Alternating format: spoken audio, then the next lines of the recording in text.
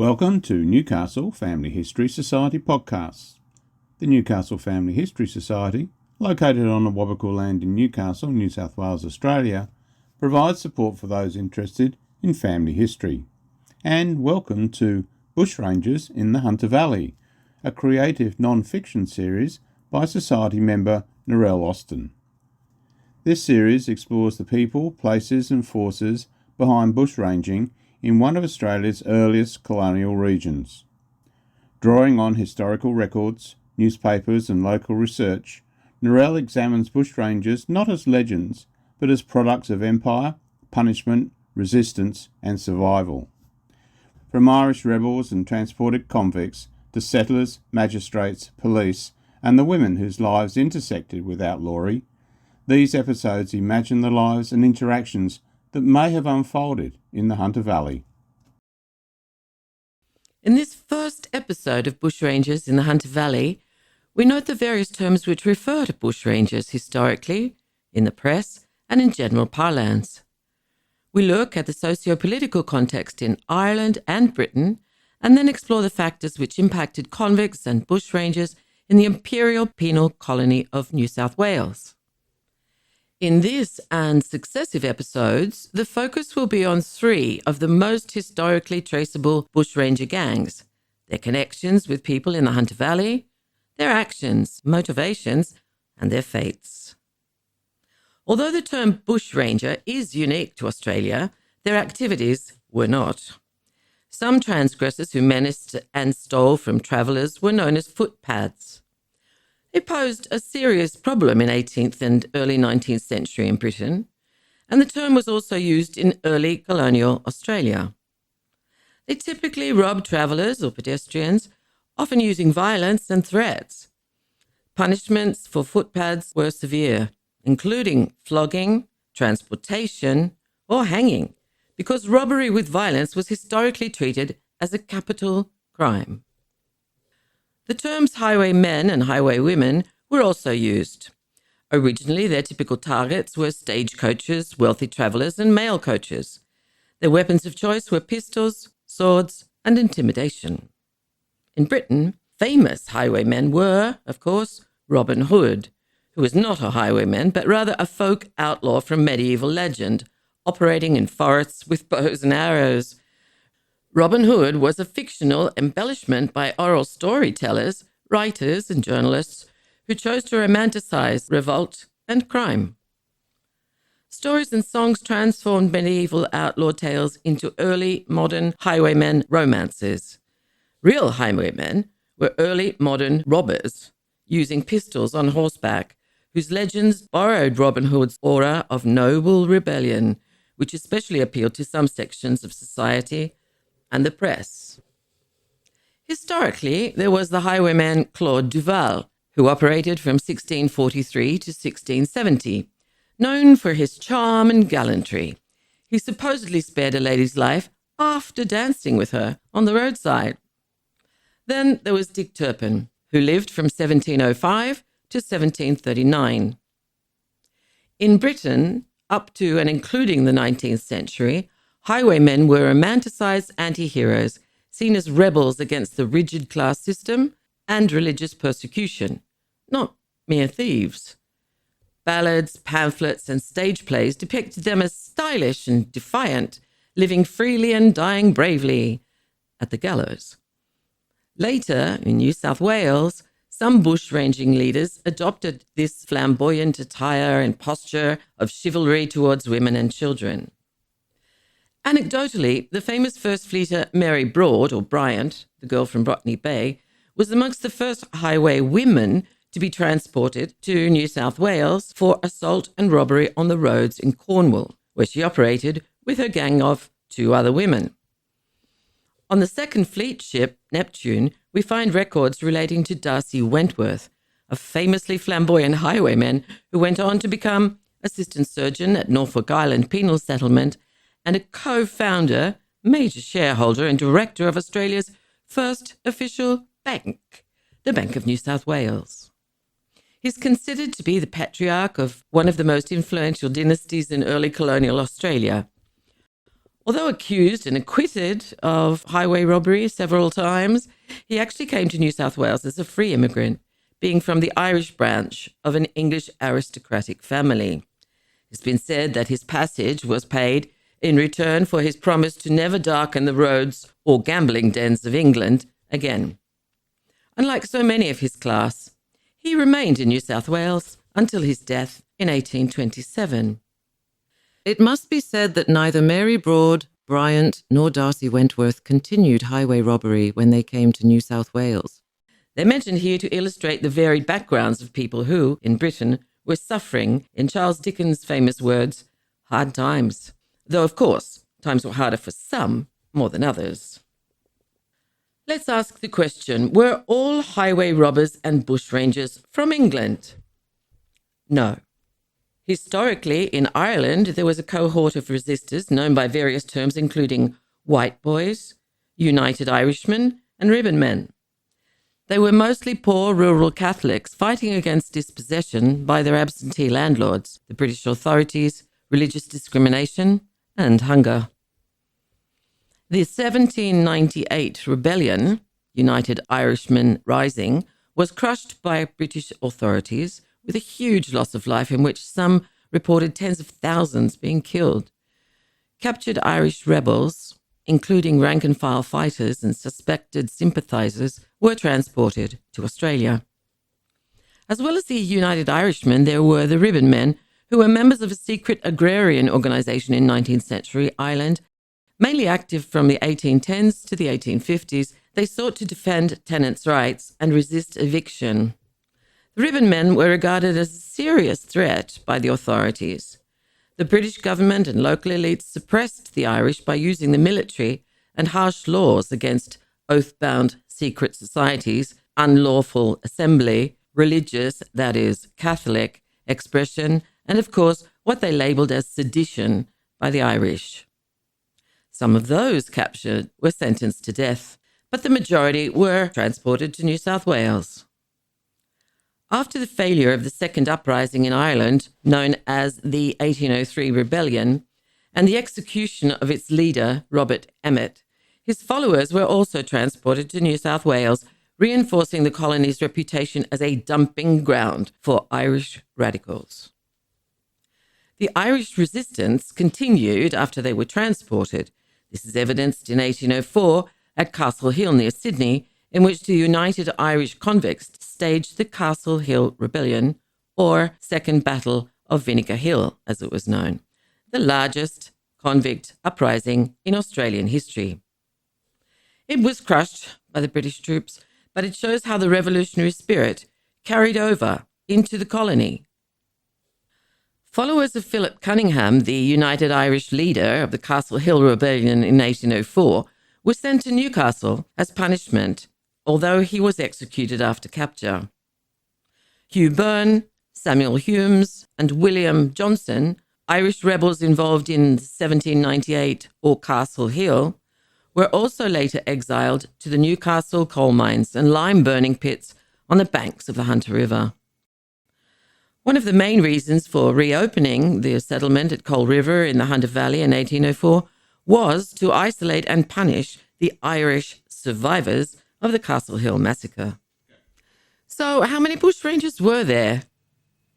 Jane Wilson's Australian Dictionary of Biography entry on bushrangers offers a broad estimate, and while the precise number is uncertain, one researcher has identified around 1,200 individuals.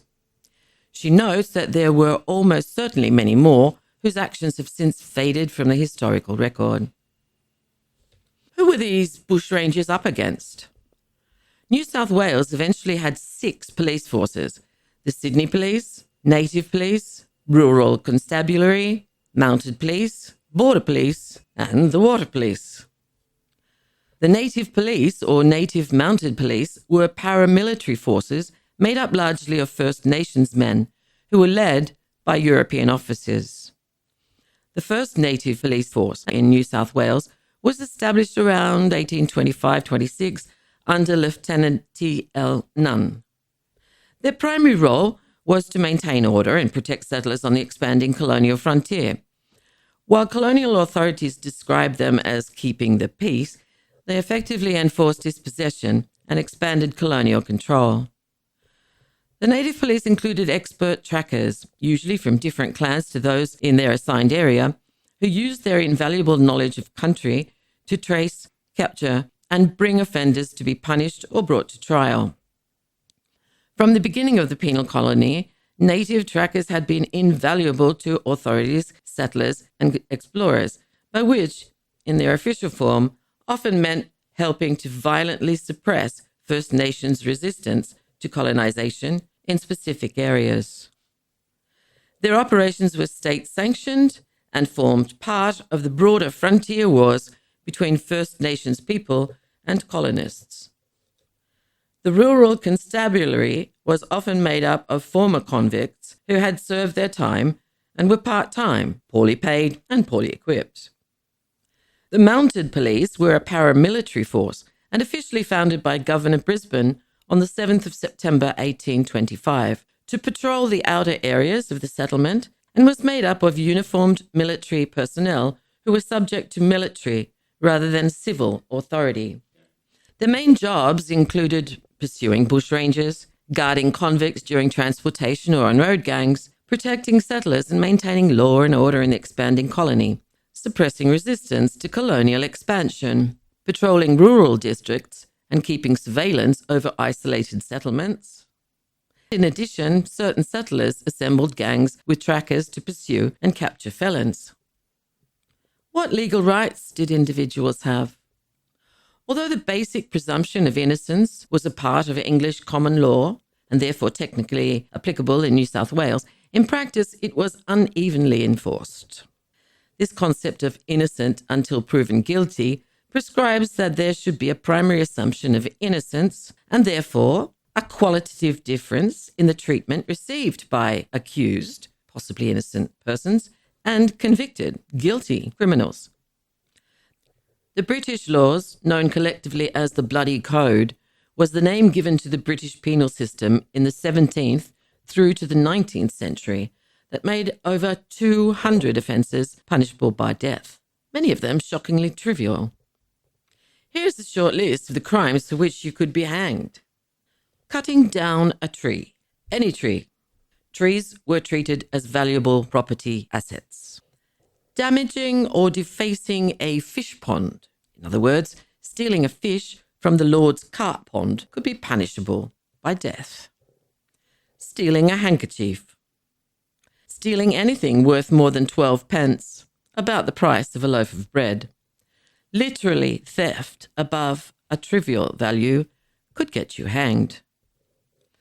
Poaching rabbit or hare because stealing game from the Lord's land was considered a direct attack on the social order. Stealing livestock, even a single sheep, became one of the most common hanging offences. Being out at night with a blackened face. Just the state of your face could be considered proof of intent to steal. Being armed in a forest, even just carrying a stick, club or gun while in a royal forest, could be treated as evidence of banditry, and so required the legal deterrent to poaching and rural rebellion. Being a strong gypsy, which is vaguely defined, was the law which criminalized membership in certain traveling communities. It was to control nomadic or non-settled populations seen as outside the tax and property systems. Execution was possible on the second offence. Stealing from a shipwreck because shipwrecks were considered Crown property. Returning from transportation. If you were sent to Australia and somehow survived and managed to return, the penalty was death. As the Australian justice system was aligned to British law, let's look at how women were treated under British penal law. Since the 1624 Concealment of Birth Act, women were automatically presumed guilty of murder if they concealed the birth of an illegitimate child and the child died when no witnesses were present. Men involved were not charged. Women alone bore the criminal liability, and the burden of proof was reversed. Women had to prove the baby was stillborn to be deemed innocent. Although the Bloody Code didn't create many women-specific capital offences, its assumptions about property, morality, motherhood, and domestic roles meant certain laws hit women harder. In addition, as women were often responsible for feeding and caring for their children, specifically when the men were at war for the British Crown or searching for work in the towns and cities during the agrarian and industrial revolutions, they had little or no support. Arson was a gender-neutral offence, but women were disproportionately charged for burning domestic buildings, setting fire during marital conflict, and burning their own belongings because they and their possessions were seen as destroying property of the husband. Women who were convicted of domestic treason, for example, killing a husband or employer, were, until 1790, publicly burned alive. Men were hanged. Such were the general British laws. Returning to the lives of convicts in the penal settlement of New South Wales, who had been convicted under British law, what justice could they expect here? The colonial prisons and police lockups did not separate the accused from the convicted criminals because they imprisoned men, women, juveniles, and First Nations prisoners in the same confined spaces, and so they were unprotected against those convicted of violent crimes, including rape, assault with grievous bodily harm, and murder. In effect, the authorities and jailers often treated all prisoners alike, regardless of whether they'd been convicted or not. This meant filthy cells, poor ventilation, disease, minimal food, little or no bedding, heavy chains, leg irons, whippings, and physical abuse from guards, even for technically innocent prisoners. In New South Wales, in 1830, there was an attempt to curb the increasing activities of bushrangers when the Legislative Council introduced the Bushranging Act to suppress robbery and housebreaking and the harbouring of robbers and housebreakers. The Act gave the police power to arrest any person on the mere suspicion that he or she was illegally at large, with the onus of proof of not being a bushranger on the person arrested. Police were also given powers to search for stolen goods or evidence of harbouring criminals in the homesteads and huts of the general public. The Act was widely resented, and its legality was later questioned by both Governor Burke and Justice Burton.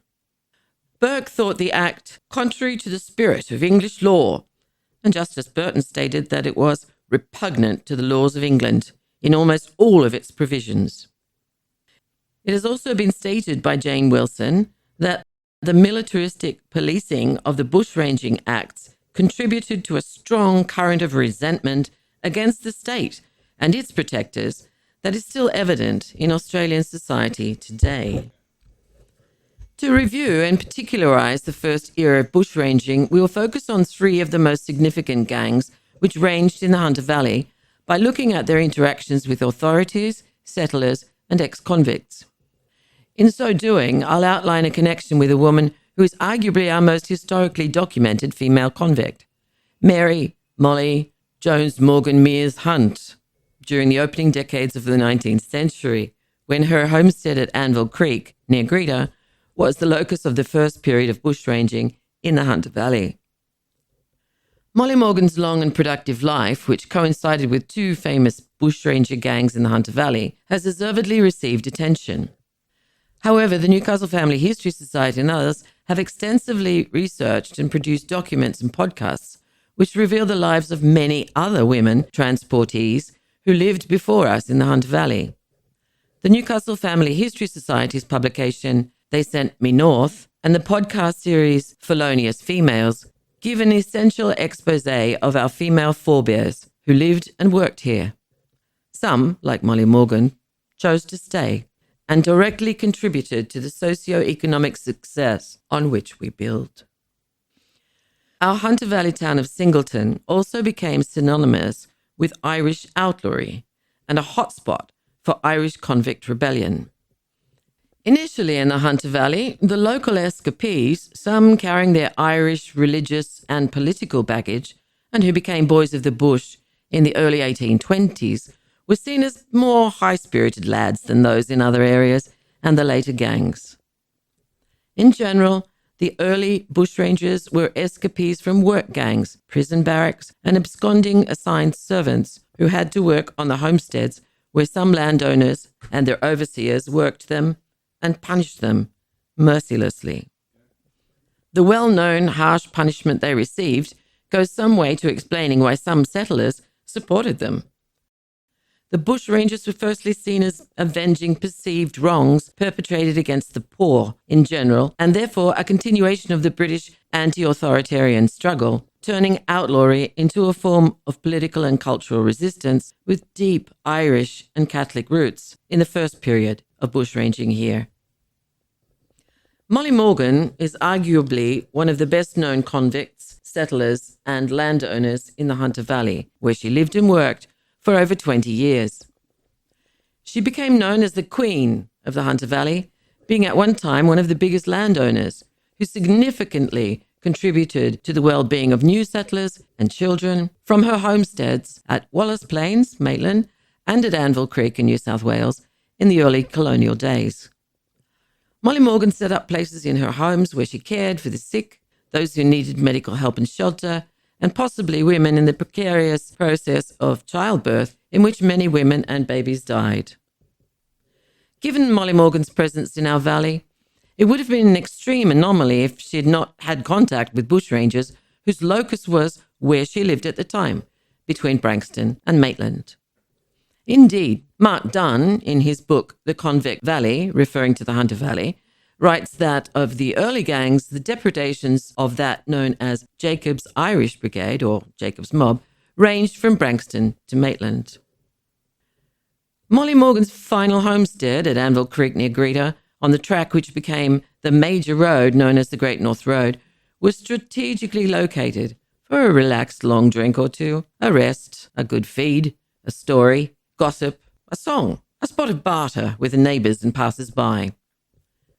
Molly's place was far enough from the towns of Sydney, Parramatta, the Hawkesbury, Maitland, Wallace Plains, and Singleton, Patrick's Plains, to provide a modicum of safety and help for early travellers. Was the geographical separation from Newcastle and Sydney authorities the reason Molly Morgan perched a relatively isolated homestead here, despite the risks of the spreading frontier wars between the First Nations people, the colonisers, and the bushranging gangs?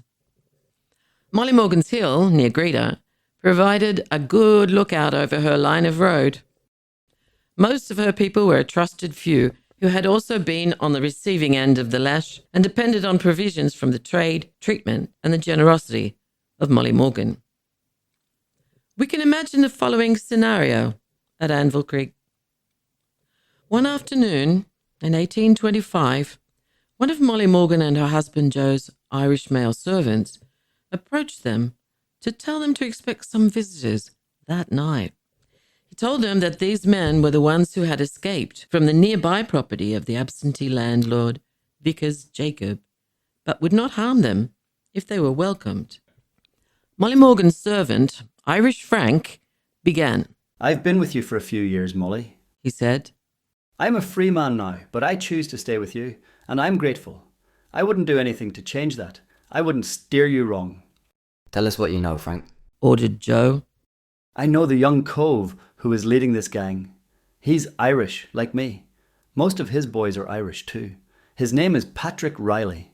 Dan Wilkins, their overseer at Vickers Jacob's farm, is a mean cove, as bad as he is lazy. He blamed Patrick Riley for losing 4 sheep. That'll probably amble back sometime soon for all he knows. Well, Overseer Wilkins went straight to Magistrate Reed's, his neighbour. James Reed slapped a sentence of 50 lashes on Patrick. Quick as that," said Irish Frank, clicking his fingers and shaking his head. 50 lashes of the cat is a harsh thing, said Joe, who knew only too well how deeply the cat would cut. "The magistrates have no tolerance for what they see as disobedience. Reed, Scott and the others have a reputation as tough and unforgiving men. We all know that. Go on, Frank," Molly insisted. Irish Frank continued. "Reed's Overseer Wilkins works them hard and starves them as well. It's worse when Master Jacob is away, as he is now. They carted Patrick Riley off for a flogging in Newcastle, but he escaped. On his way back to Jacob's farm to see his mates, Riley took 2 horses from Magistrate Reed's for good measure. At Jacob's, his mates, Aaron Price, Larry Cleary and Paddy Clinch, went off with Riley. They'd had enough as well, said Frank. and by now there are some other chancers with them.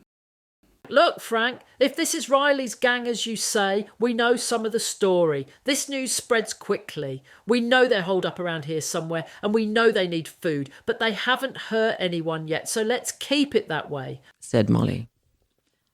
Irish Frank made the sign of the cross and swore in his mother's grave that, this once at least, they deserved a hearing.